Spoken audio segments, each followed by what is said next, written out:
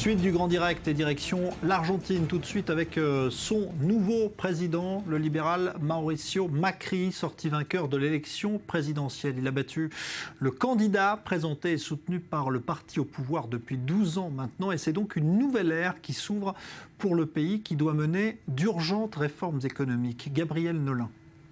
Il se présente comme l'incarnation du changement pour les Argentins. À 56 ans, Mauricio Macri vient d'être élu le nouveau président d'Argentine. Ce libéral a créé la surprise en devançant le candidat Scioli, soutenu par la présidente sortante Kirchner et donné vainqueur dans les sondages. Il est le premier président de centre-droite depuis le retour de la démocratie dans le pays. Il rompt également avec les précédents présidents argentins de par son profil professionnel. Ancien président d'un des clubs de football les plus prestigieux d'Argentine, les Boca Juniors, le businessman est entré dans la politique en 2005. Il a d'abord fondé son propre parti de droite, Proposition républicaine, puis est devenu maire de Buenos Aires en 2007. Malgré sa réélection en 2011, sa gestion de la ville avait été considérée comme controversée. Mais sa campagne dans les quartiers pauvres et ses promesses de pauvreté zéro ont porté leurs fruits. L'alliance avec le parti radical de centre-gauche lui a apporté la victoire. Cette ancienne victime d'enlèvement par un groupe d'ex-policiers a également concentré sa campagne sur la lutte contre la corruption et le narcotrafic.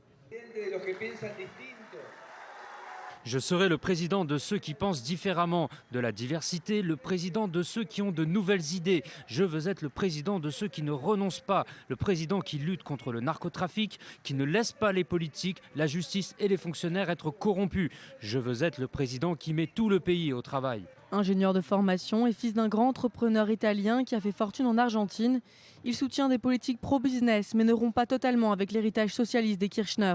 S'il veut libéraliser l'économie, il promet le maintien des plans sociaux du gouvernement précédent pour les plus démunis. Son discours de victoire prône par ailleurs la réconciliation nationale. C'est un changement qui doit nous mener au futur, qui doit nous mener aux opportunités dont nous avons besoin pour croître, pour progresser.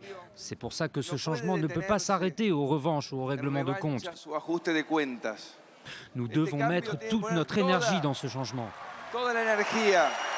Une position qui s'explique aussi peut-être par l'absence de majorité pour son parti à la Chambre des députés et au Sénat. Sénat où le parti des Kirchner tient une majorité absolue. Le changement pour Macri devra donc se faire par des alliances. Alors justement, on retrouve en direct de Buenos Aires notre correspondant Ryan Indy. Bonsoir Ryan. C'est officiel, la victoire de Macri est donnée comme officielle ce soir à Buenos Aires ?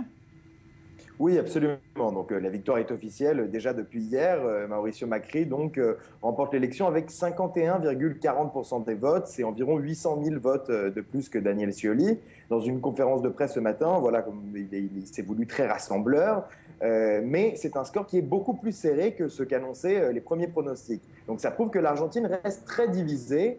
Ce matin, Mauricio Macri a confirmé qu'il rencontrerait la présidente sortante Cristina Fernández de Kirchner demain à 19h pour préparer la transition qui aura lieu donc le 10 décembre. Alors Ryan, que va changer l'élection de Mauricio Macri pour l'Argentine concrètement ? À quoi on s'attend dans les premières semaines, on va dire, de son gouvernement ? Alors voilà, donc ce ballottage historique a réellement opposé deux visions de l'Argentine. On sort de 12 ans de kirchnerisme et de politique plutôt populiste et portée sur les classes les plus démunies. Mauricio Macri se veut le président pragmatique. Il a promis, dès le premier jour de son investiture, de mettre fin aux politiques protectionnistes du pays qui étouffent le commerce extérieur. Il a également promis de mettre fin à la politique du contrôle des devises, ce qui, selon les experts et ses propres mots, pourrait signifier une dévaluation de l'ordre de presque 40 à 50% du pesos.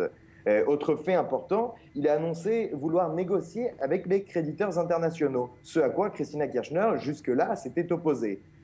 Ensuite, sur le plan international, Mauricio Macri a promis un changement de cap. Il veut s'éloigner des partenaires historiques du kirchnerisme, le Venezuela, l'Iran, la Chine, et se tourner vers les États-Unis et l'Union européenne. Avec l'ascension de Macri, c'est donc une Argentine plus business et libérale qui devrait voir le jour. Une situation que dans le camp de Scioli, on craint qu'il ne provoque une crise similaire à celle de 2001, qui avait été causée par 10 ans de néolibéralisme porté par l'ancien président Carlos Menem.